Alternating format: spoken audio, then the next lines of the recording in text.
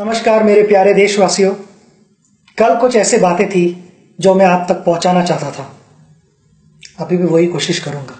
I often wonder what brought me here. Little did I realize that those baby steps in cricket would lead me to great lifetime memories. I always loved playing sport and cricket was my life. My father, Professor Tendulkar, was a poet and a writer. He always supported me and encouraged me to be what I wanted to be in life. The greatest gift I got from him was the freedom to play, the right to play. And I would always be grateful to him for that. There are many pressing matters in our country which requires our attention. Economic growth, poverty, food security, healthcare, among many others. Being a sportsman, I'm going to talk on sports, health and fitness of India, for it has a telling impact on our economy. My vision is a healthy and fit India. जब स्वस्थ युवा तब देश में कुछ हुआ. India is set to emerge as the youngest average age nation in the world by 2020. So the assumption is ये young है तो fit है, but we are wrong. We are the diabetic capital of the world with over 75 million people being affected by this disease.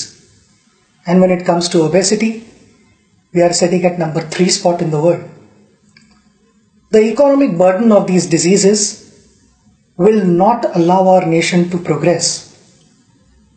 According to a UN report, the impact on the Indian economy of non-communicable diseases from year 2012 to 2030 will be 6.3 trillion US dollars.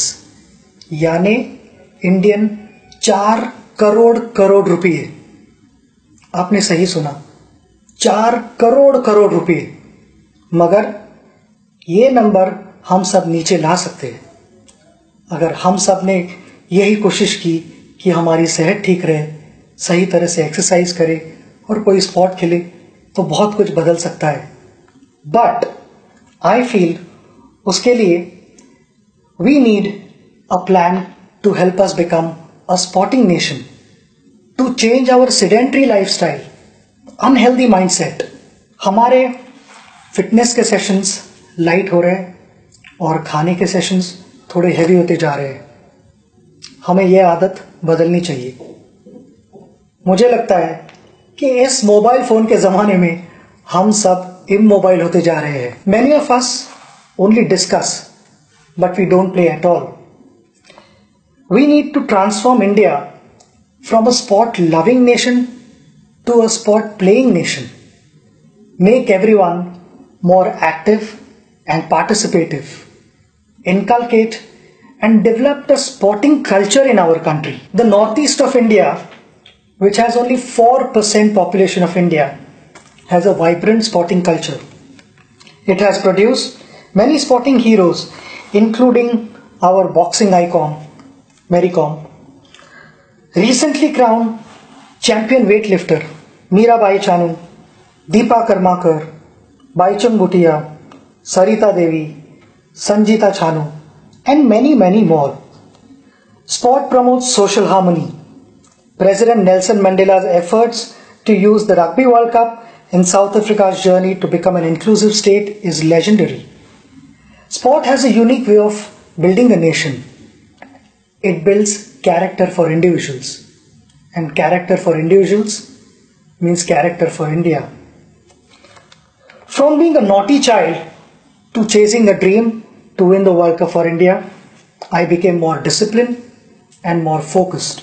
I had a goal and I started planning for it. But the most important aspect was the execution of those plans. Not always did I succeed. There were occasions where I failed.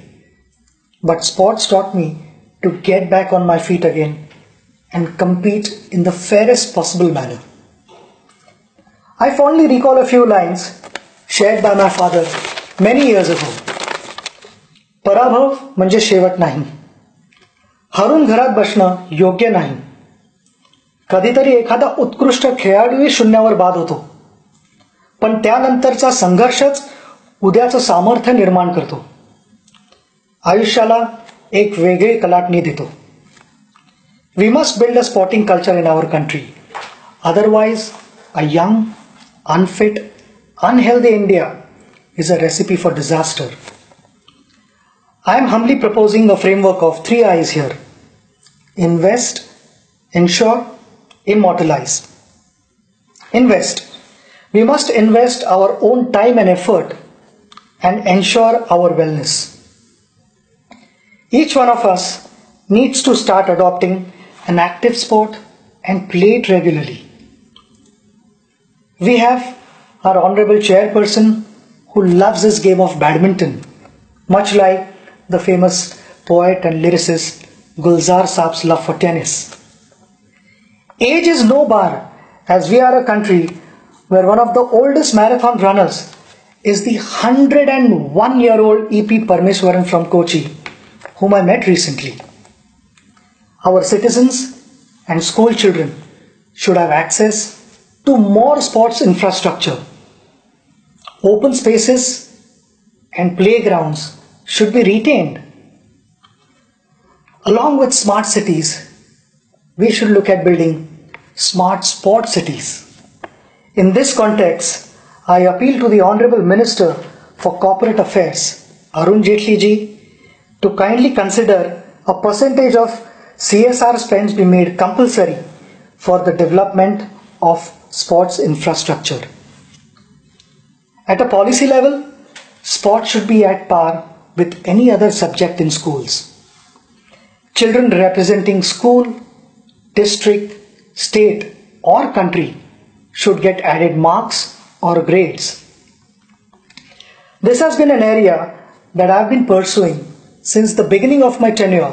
I am grateful that it is indeed under serious consideration with the HRD and sports ministries working together on the same. जब घर में बेटी पैदा होती है तब हम कहते हैं लक्ष्मी घर आई है. उस लक्ष्मी को लक्ष्मी की तरह रखना हमारे हाथ में है. Daughters of India have shown what they are capable of with champions like Sindhu, Sakshi, Saina, Sania, Mithali, and the list goes on and on. When dreams don't discriminate, then why do we? I want to appreciate their parents, their family members, their coaches, their friends for helping them, for encouraging them, and that is the only reason they have reached here. My message to parents is to give equal support and encouragement to their daughters and sons, and they will make them proud. Before the Olympics or a major sporting event, our expectations go skyrocketing. I realize that things are changing for the good and that we have adopted a long-term approach on preparation. Along with early identification of talent, we must also have a dedicated squad guiding our athletes' preparations. And I feel it is extremely important to have a full-time support staff around our athletes, and winning medals should become their target as well. Last year, before the Olympics, one of our wrestlers was traveling to America for better sparring partners and to learn modern methods of wrestling. Could we have got them to India instead and use Digital India to share their training sessions with the rest of our coaches? And I'll back that up with my conversation with our badminton icon Pullela Gopichand, who said there is abundant badminton talent in India, but he was concerned about the coaching standards in our country. Persistence, preparation and practice will help us achieve our targets. I know there is no glory in practice, but without practice there is no glory either. In short, financial security is often a challenge when any sportsperson decides to focus on sports alone as their career. I am sure our colleague and former India hockey captain Dilip Tirki will agree that in most cases, the sporting career ends at the early age of 35-40 years. Ironically, it is an age when a professional's career usually takes off or is rather stable. I am also aware that the government, through its many institutions, employs sportspersons and supports them, which we all appreciate. But we have many national, state, district level retired athletes who don't have a proper job. Some of them are probably passing files from one table to another. While ensuring their financial stability, we must also keep their minds engaged. Their skills and passion for sports would be best utilized for coaching our future generation. A case in point is the life of Nauri Mundu, who was a national level hockey player from Jharkhand. Following the end of her playing career, she doubles up as a teacher and works in the farm to make ends meet. Sita Sahu, a medalist at the Special Olympics in Athens in 2011, is selling golgappas to manage her life. We need to create an organization and engage these athletes to train our school children and identify talent at an early age. There is so much that these athletes have to offer back to our society. It is also imperative to have health insurance for all our national level athletes. The struggles faced by our hockey great Mohammad Shahid in his last days reiterates the need to prevent such unfortunate situations. The life of Shamsher Khan is another reminder of how we have failed our national heroes. The champion swimmer represented India in the 1956 Melbourne Summer Olympics. He finished 5th place, which continues to be the best Indian finish in the last 6 decades. He developed hearing and heart problems, and due to financial constraints, continued to live with these problems till his death. Our national heroes should be able to live a respectable life. Extending CGHS benefits to them is a step in that direction. I appeal to the Honorable Minister of Health and Family Welfare, JP Nadda ji, to kindly consider my request on this issue, which is in line with the recommendations put forth by the AICS. Gold, silver and bronze have appreciated in value over a period of time. However, sportspersons who won gold, silver and bronze medals for India, do we appreciate them enough?